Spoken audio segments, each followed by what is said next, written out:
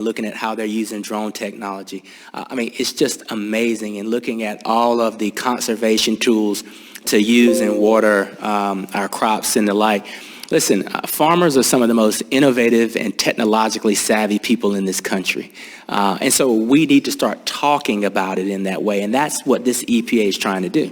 Well, when we see disruptions because of Ukraine's war with energy, it's critical we electrify farming as best we can. Thank you, Mr. Administrator. Thank you. Thank you, gentlemen. Now recognize the gentlelady from Illinois, Congresswoman Miller, for 5 minutes. Thank you. Administrator Regan, you claim that the EPA and this administration are helping agriculture, but you have created artificial incentives for solar panels that are causing farmland owners around the country, including my home state of Illinois, to abandon farming on farmland and instead put up solar panels to collect the huge subsidies. So I would like to know, do solar panels contain materials that are considered hazardous by the EPA? EPA doesn't incentivize solar panels, so we're a regulatory agency, and we do, through Bill and IRA, are incentivizing more resilient ways to facilitate energy.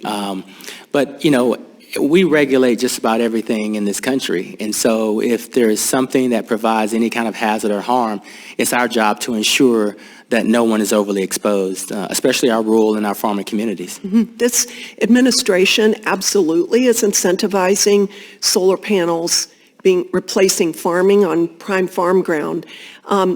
So according to the EPA's own website, solar panels contain hazardous waste, including lead and cadmium, that are harmful to human health and the environment.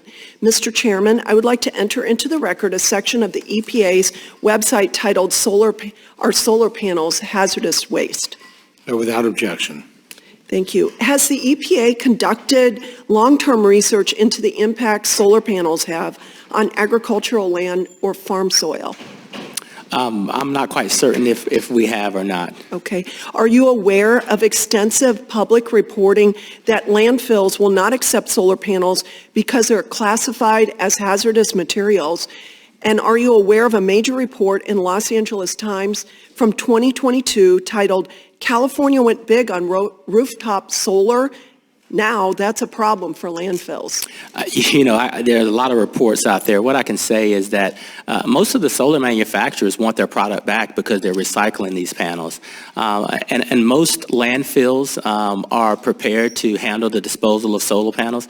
Listen, in North Carolina, I understand the concern of solar panels and being in competition with farmland. But the reality is that a lot of our farmers are not getting the compensation that they believe that they should, and they're having to find secondary and tertiary forms of income. And participating in the solar market is a personal choice. Mm-hmm. It's a private choice. Well, so, it's being driven by the administration's dollars from Biden's policies. But I would like to enter into the record another article. The California landfills are filling up with toxic solar panels. Without objection. Okay, I think we've seen solar panels competing with agriculture and farmland well before President Biden. I'm from the state of North Carolina, from the eastern part of the state, and I've seen solar panels taking up agricultural land for over a decade or so. It's really amping up in my area in rural Illinois, where we have the prime farm ground, flat black dirt. It's being replaced by thousands of acres of solar panels that it's going to have a reclamation problem in the future. Mr. Administrator, I'm very concerned that you're promoting a situation where prime farmland will become unstable or need serious remediation because of these solar panels.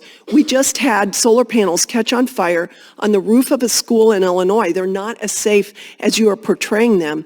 So I want to ask you also, as a general principle, do you think the EPA officials should have the right to walk onto a farmer's private property without the farmer's knowledge or permission? I'm not aware that we are trespassing on private property at all. Obviously, that is not within the bounds of the law, and so I expect my staff to respect the law. Okay, farmers are going to be very happy to know that, and we're going to hold you to your word. The farmers don't trust the federal government or bureaucrats from the EPA or from D.C. My constituents are very concerned about the spirit behind your increase in the EPA's power over farms. So Administrator Regan, you mentioned that the challenges facing our food and agriculture are significant, but the only challenge you mentioned is climate change. What has been devastating to agriculture production has been higher natural gas prices, which make fertilizer more expensive, and higher oil prices, which makes diesel more expensive.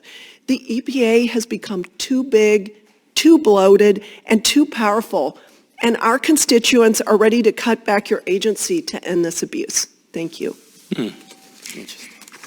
Gentlelady yields.